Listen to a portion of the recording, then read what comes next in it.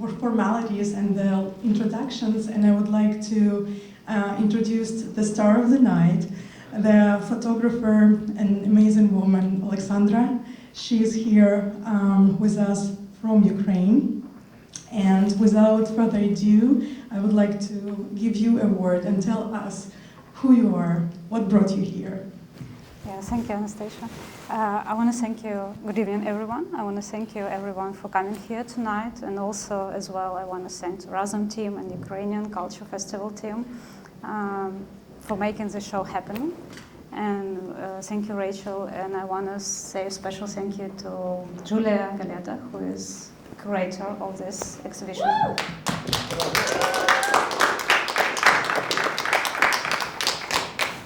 So tell us, how did you learn about this open call and how you decided to apply for the festival?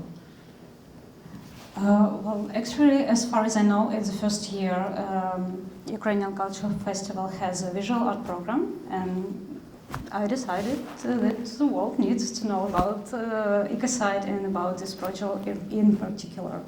So I'll try, and it works. So you were the lucky one. Probably. Sure. I feel we are lucky to have you here since the exhibition is so wonderful, and I was studying materials before the talk, but seeing the works on the walls is just such a different experience. Maybe let's go right into the exhibition, and for those who doesn't know, tell us about the Kakhovka Dam, what happened, and the theme of the exhibition. Like, we can touch ecocide and other aspects of it. Yeah. So the background of the story behind all these works. On June 6, 2023, the Russians blew up the Kakhovka Dam, which caused mass flooding and as well mass shallowing.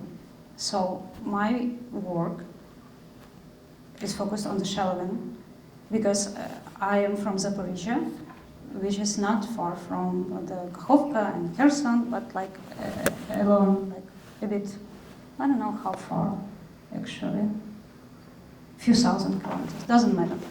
So all these territories are shallowed because of the destruction. So this was my main purpose, to show the impact the war on nature, on human being, from my perspective. And also, this is a very personal project because I grew up in Zaporizhzhia. And we are talking also about memories and how war impacts on memory as well. Yeah. Thank you. And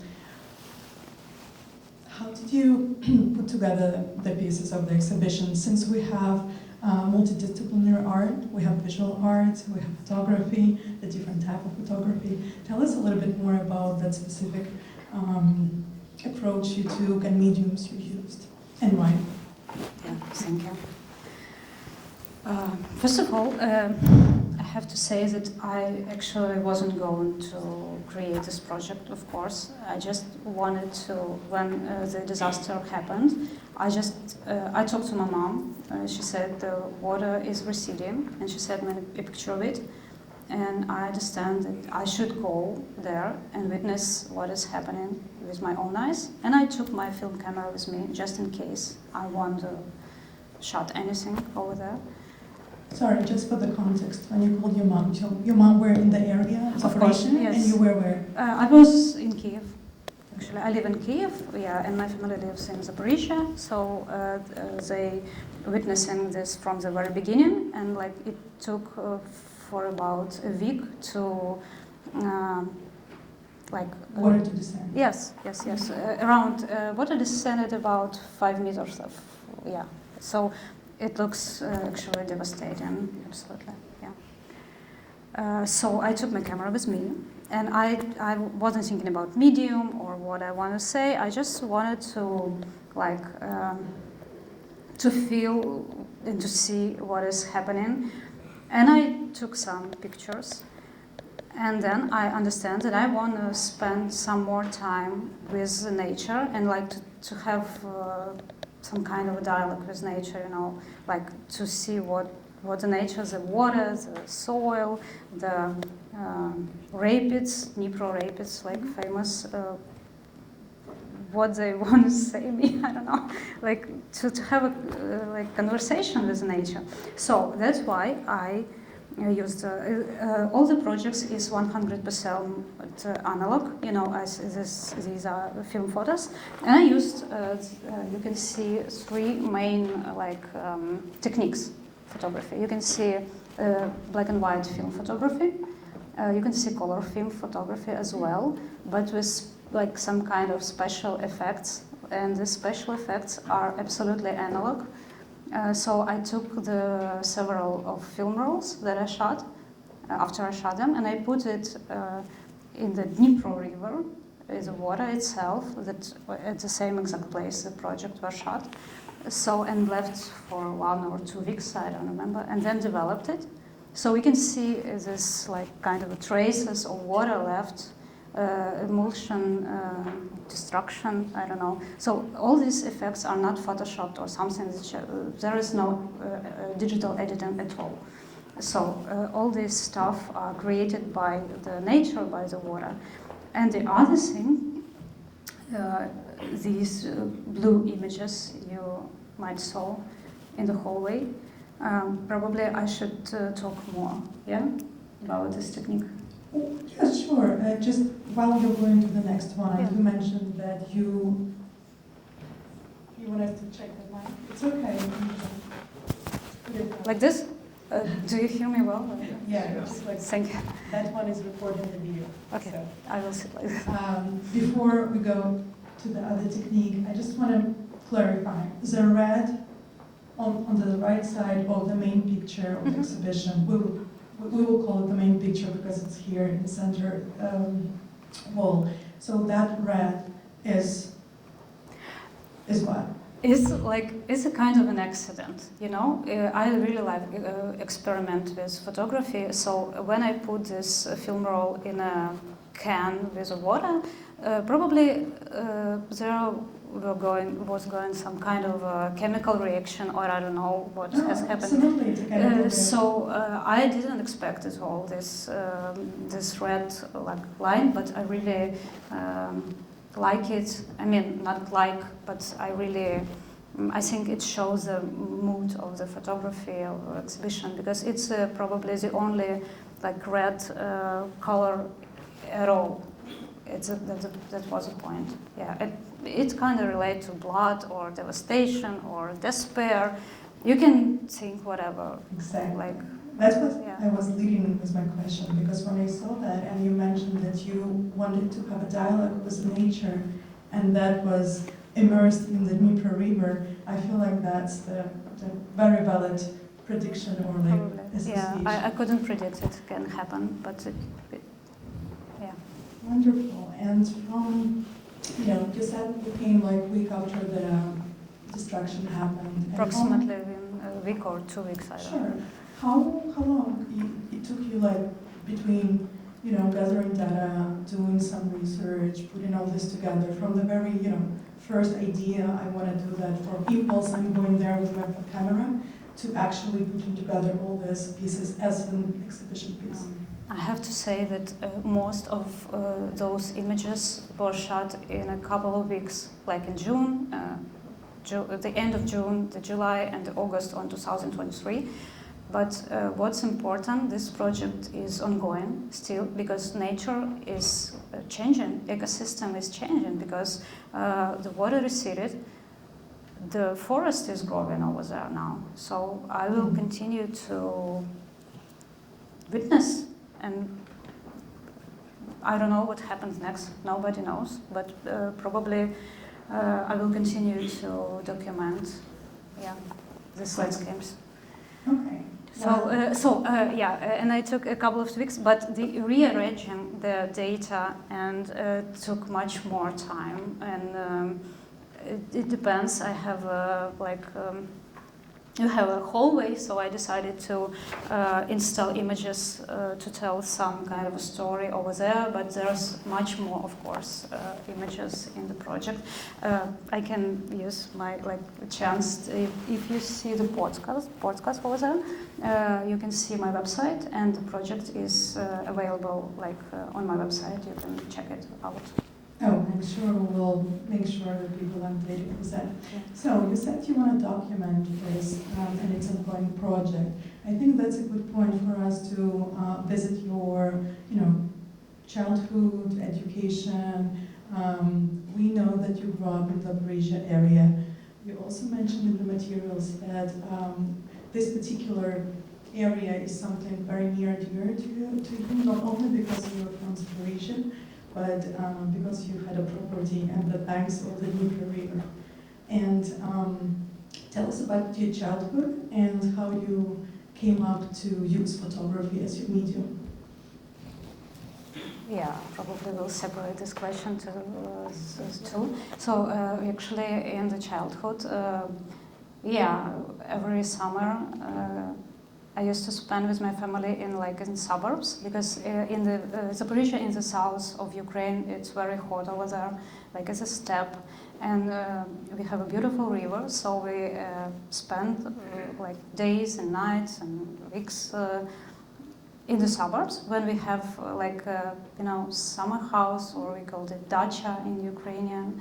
And it is located right in front of the river, 5 meters, it was located. Because when the water receded, there is no water anymore, and it looks like desert, kind of a desert. Yeah, so this place is important for me because a lot of my childhood memories tightly connected with this place. Yeah, and I have to say that I often see it in my dreams, probably more often than any other place. I don't know why.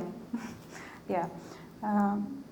And I really like to swim. I can swim for hours, and I used to swim in this river. So it's kind of a loss.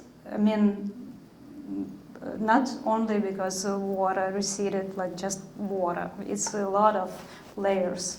It's more deeply than just water. Okay. Yeah, so I must say also one more thing, that in Ukrainian I have a kind of different name of the project, a little bit. It is called Що пам'ятає вода, which means what does the water remember. So it's a little bit more reference to the memories and personal side of the project. So what struck me when I was viewing the pictures, and now when I saw them installed, a picture when someone lay on the rock, and I saw that, it's a little bit analog for the fish that, ended up being without water, dying on the sun. And you are the artist. You should, tell us what you kind of was it staged? Was it something that was, you envisioned, you heard feeling? And also, can you comment on another one where you have another person on the picture? There's pictures with just nature, and there's 2 pictures with humans. So tell us more about these pictures with humans. Yeah, thank you. This human being lying down on this rock is myself. It's self-portrait. But the interesting point is I have swimming mask. Yeah, Goggles. They call it goggles. Goggles. Okay, a jak lasty буде? I don't know. This, this stuff you put on to swim. Okay, thank you. Yeah. So these things are from my childhood. I found it in the ceiling on the dacha, and I took from 20 years. I haven't seen this, and I took it to where, of course, it was staged. But I want to catch the feeling. I really felt like this dead fish, So I like that you mentioned this, because that actually were a lot of fish alongside the riverbanks, and it's just kind of strange feeling to watch all this happening. So I tried to catch it. This not exact, but the feeling of it. Yeah. And the other person, it's not me, it's a friend of mine. But of course it's staged. But I have to say that in this particular case, I consider it as a human being in general, like a connection between human and a landscape, because you see the picture close-up of a beach on the right side, and for me it felt like, you know, skin of some giant animal or fish nails, yeah, like, I mean, like, I feel like some giant whale or something, I don't know, like just like creature, not the landscape, but the mammal, yeah, and the human being on the right side. So I try to represent the connection between human and the landscape. I am a spiritual person. I can say that I can read something in your pictures. The nature is talking. Sorry, don't quote me on that. If I think we have camera, but still, like really, I feel like I truly connect. My family is also from Zaporizhzhia. Mom. I didn't know that. I spent some time, some was there. So it's also personal for me. So, talking about less emotions, more professionalism, how you find photography as your calling, as your medium, as an artist and expression? Okay, yeah. I used to be a journalist. I finished journalism, and I worked as a journalist for more than 5 or 6 years. I worked on television, I worked on the radio, on newspapers, and so on. And then I decided that I'm interested in visuals, not visual art at that time, but in visuals. And I started to take portraits of my friends and so on. And then in 2019, actually, I used to do a lot of sports before, and I broke my knee ligament, so I couldn't walk properly. And I thought that this is like a sign for me to slow down, because it was kind of a rushy, you walk, you run every day, and so on. So when I broke my ligament, I need to stop physically, and I need like half of a year to recover. And then I go to the photo school, the first one, and I started to learn photography, how it works. And somehow it led me to this point, sitting over there with you. Now you're combining your journalism and photography as a portrait journalism. Is it the correct description of where you're going with your career direction? I can say it because I really need to say that I didn't consider myself as a documentary photographer before 2022 when invasion started. But after that, I feel the urgent need to document what is happening, and I still think that this is the most important thing. So I used to be on the front line in 2022 a lot, but then I have another I have another injury of my back. I have several surgeries, and I can't carry this vest, bulletproof life. Yeah, anymore. So I couldn't go to the front line again and again. And then I was thinking, like, what kind of story can I tell without going to the front line? And it leads me to understand that I need to tell my personal story, which is related, unfortunately, to the ecocide. Yeah.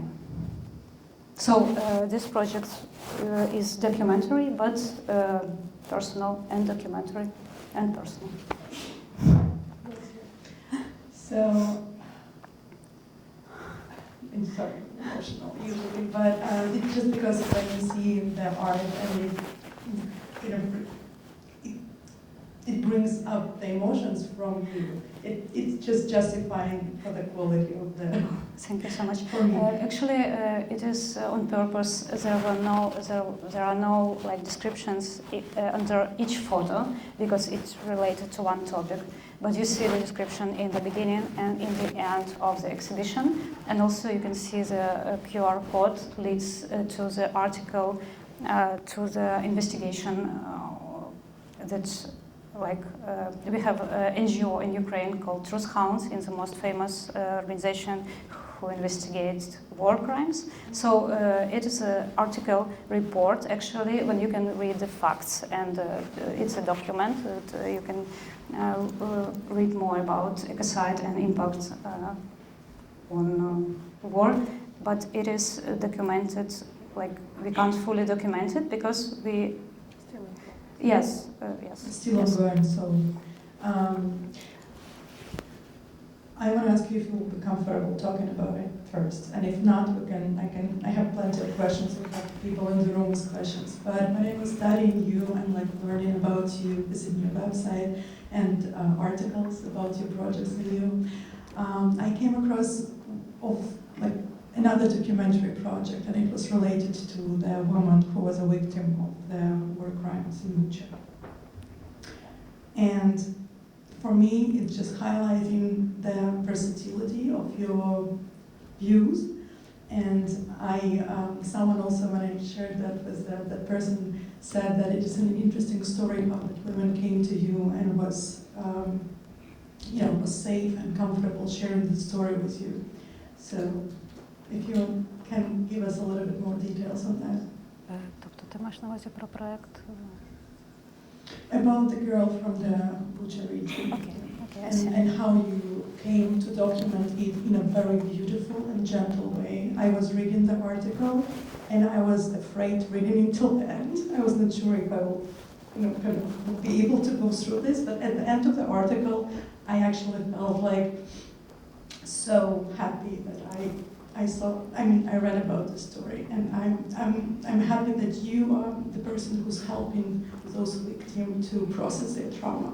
And I'm sorry, I'm crying.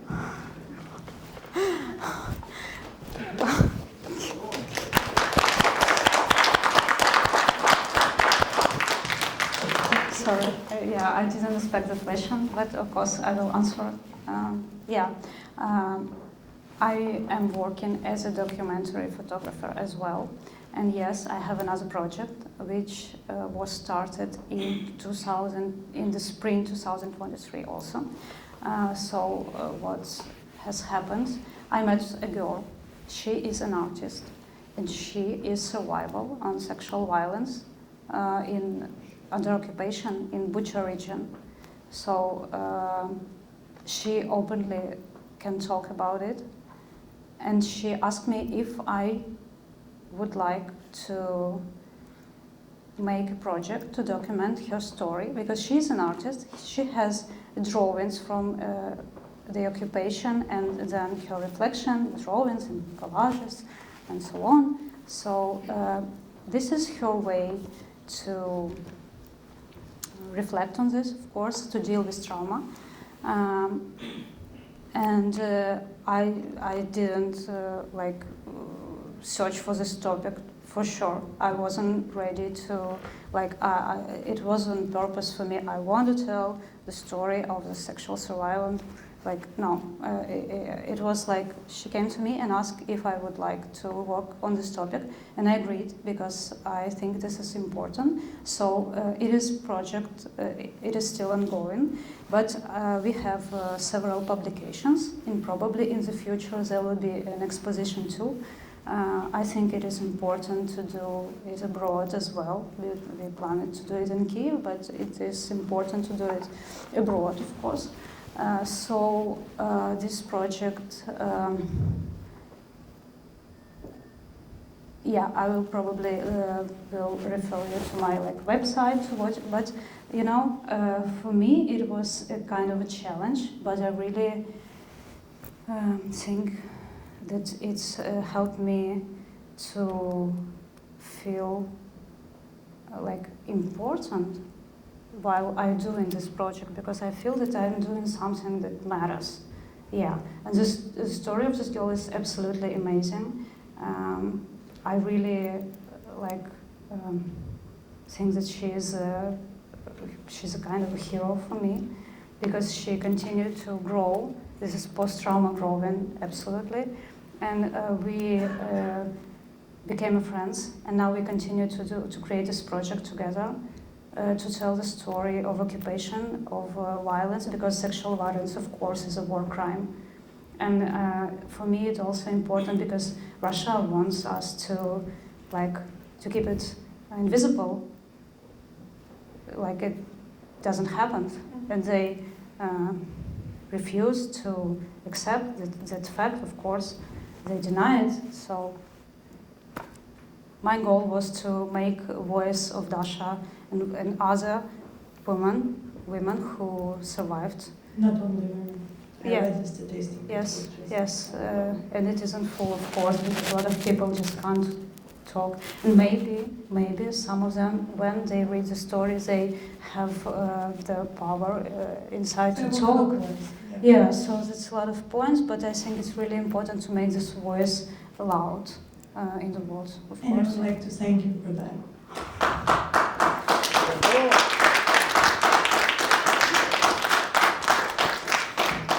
So, switching the subject a little bit, tell us what is the proud moment in your career, in your experience? What was something that you felt, oh, I did that, I feel good? Right now? Amazing. Yeah, I would say that this is my first solo show. I took part in several group exhibitions. But this is first solo show, and I'm really excited to see all these pictures like in space. It's really they worked, yeah, pretty well. So yeah, and maybe in the future, this moment, I don't think that it's in the past. Amazing. And maybe who are the people you know use as your not role models, but like for inspiration, some sort of industry trendsetters, or like people who inspire you, your teachers, your mentors? Who are those whose opinion matters for you? Oh, that's tough questions. Sorry, I didn't hear it before to our notes. Right now, probably, I really am inspired by photographers who document war in Ukraine. Talking about international photographers, I really love the works of Johanna Maria Fritz. For example, she also documented Kakhovka dam destruction, but she worked in Kherson, and her works are amazing. She was winner at World Press Photo 2024, and I saw her works like live, and yeah. Also, I like the works of Lindsay Adaria, of course. She works in New York Times, I guess, and she is absolutely amazing documentary photography who works with the tough topics, and yeah. Talking about Ukrainian photographers, probably I will mention my mentor, Yulia Kochetova. You may have heard about her works because she was a winner of World Press Photo 2024 as well. And this project we were talking about Daria, the girl who survived under occupation. Julia was mentoring my project.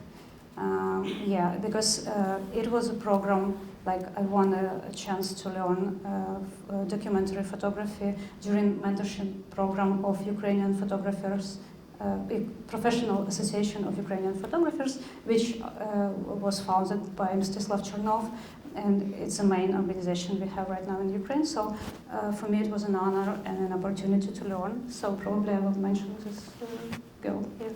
Amazing. Thank you. So I also want this discussion to be interactive, and I would like our audience, I would like to invite the audience to ask questions. I will give you a mic so everyone can hear you, and I will assist if needed.